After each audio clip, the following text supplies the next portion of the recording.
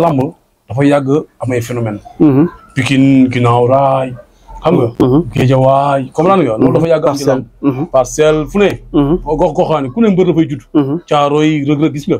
fekk na fa ay ñoom Xaadim Njaay ñoom Issa Pouye ñoo fa nekkoon di ràññee mu ñëw affaire yi day ñëw rek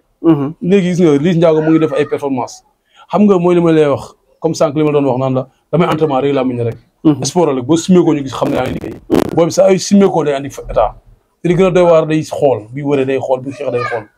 xam nga maanaam waaw ok dafa màgg daal loolu mooy màgg xam affaire yi du ay am secret combat bi mu jëm bi mu jëm kaw la def Lagros kenn musu ko xalaat ci àdduna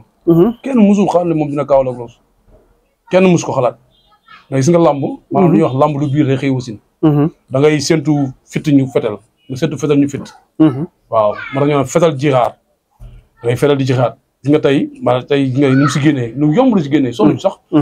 3 derniers combats da ciy génne ci nu mu yombee ndax xam na ni tey ñenn gars yi ñu ko ëpp laf bu jàppante ñoom mën nañ ko sonal mu ñëwoon dina xeex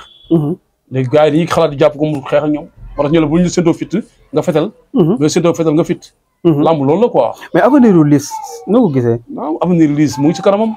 ndax mu ngi instant déjà mu ngi préparé Liss Ada Fass tey ñu bari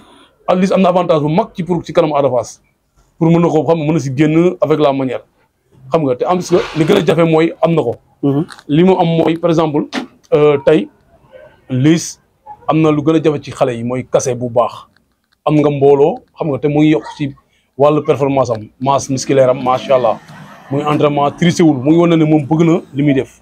kon li si kanamam yaatu na bu génn ci Ada Fass ay yeneen combat yu mag ñoo ci kanamam bi koy xaar ndax dégg naa ci for naa ci wéy bi sax ñu naan Modou xarañ loo nee na booy bu gën a def performance ci at bii dina la may sens kon tey bu di bëreeg Modou xarañ loo loolu beneen avantage la ci carrière am xam nga kon yàlla na ko yàlla taxaw rek mu génn si lamb ji mu jëm dëgmal Ada Fass tamit aussi tamit mu xam ne tamit moom it àdduna moo koy xaar bu jógee dafa jógee ci Lac de Guiers ak défaite prochain combat am waa Fass duñ ko pardonné il faut mu def performance ci yaram bi xam nga ñëw wane ko xale la yéen ñoom ñaa ñoo débuté ndoo